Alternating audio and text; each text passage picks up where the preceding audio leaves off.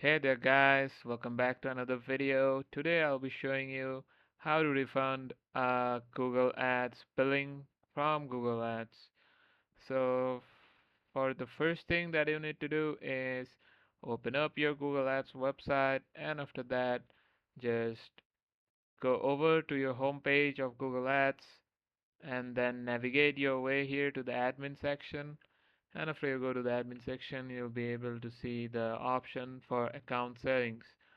So after you click on account settings, you'll be able to see account status here.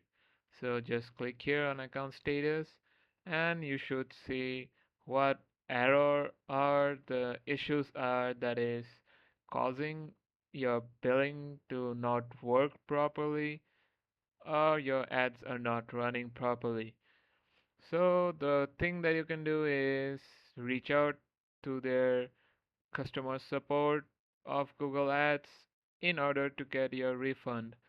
So that's it with the video, guys. I hope it helps you. Thanks for watching and take care.